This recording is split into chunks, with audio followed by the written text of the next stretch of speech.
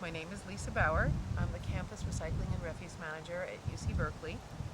I've been there for well over 10 years. Can you tell us something about your job? What are you doing?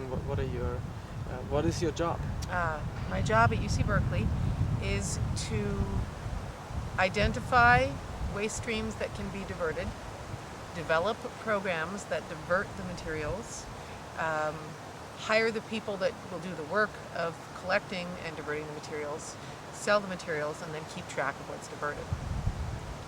So basically, from the beginning to the end of the process, I'm responsible for it.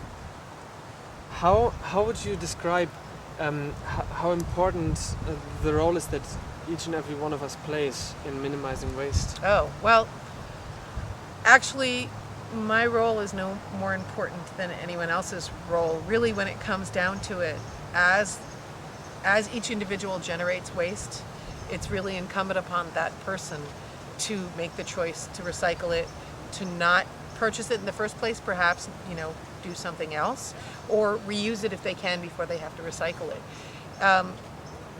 You can hire an army of people to clean up a mess after someone's made it, but having people learn not to make the mess in the first place is really the way to make the difference, to make the change.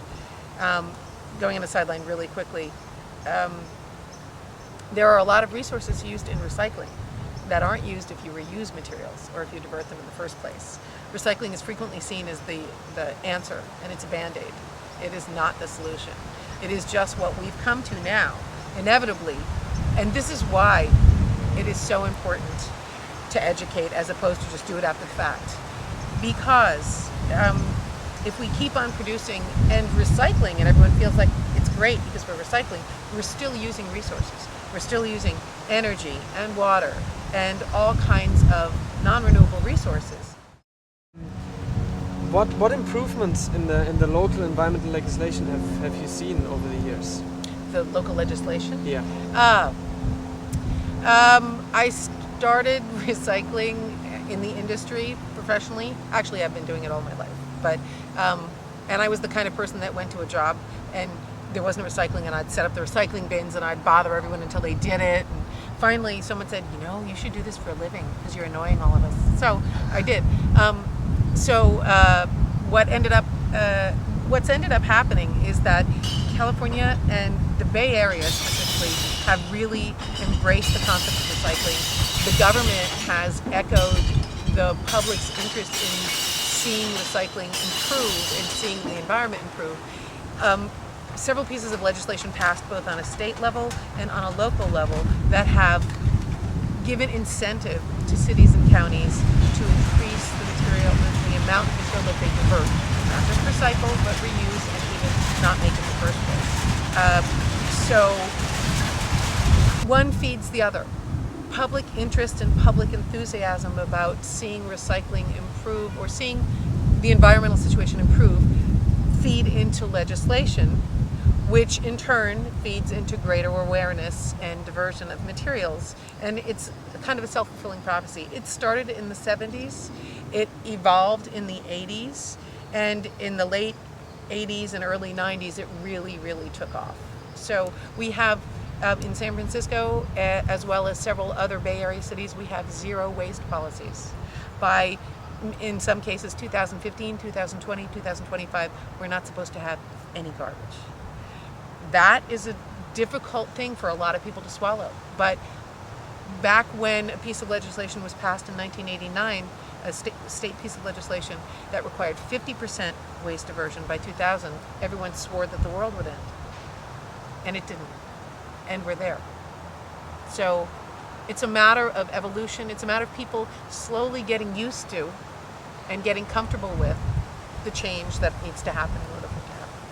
Okay. How realistic do you see the efforts are that the local government implements? I don't think anyone really understands what zero waste is going to be, what it's going to look like, how we're going to get rid of everything that we've got.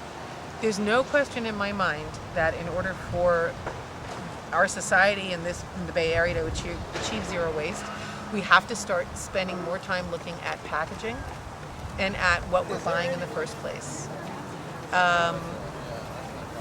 And that's going to be a real paradigm shift from, oh, it's okay, I can buy this disposable thing because I can put it in the recycling bin.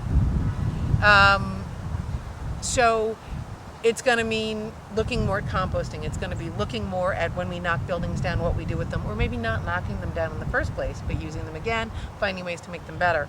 It's going to require looking at convenience and trying to figure out other better ways of achieving that convenience. It might be very convenient to have disposable diapers when you have a child. That's also a huge source of, it's a large portion of the growing waste stream. It may be very convenient to buy cases of bottled water, but bottled water, plastic bottles are the single largest growing component of the American waste stream. So there's gonna need to be a paradigm shift, and also basically a change in what people think they want and what they want in order to get to that goal. It's a long time out. It's going to take a fair amount of thought, and I think it's frankly also going to have to take partnering between the public and manufacturers and government to find a way of making that happen. I do think it's doable. If you told me that we'd be at 50% diversion in 1989 when I started recycling, I would have told you you were crazy. And some cities in Alameda County are at 60, 70, 80%. San Francisco is well over 50%. I think they're at 75, maybe 80 at this point. So it's possible. It's just a matter of chipping away at the things that pose the waste problem.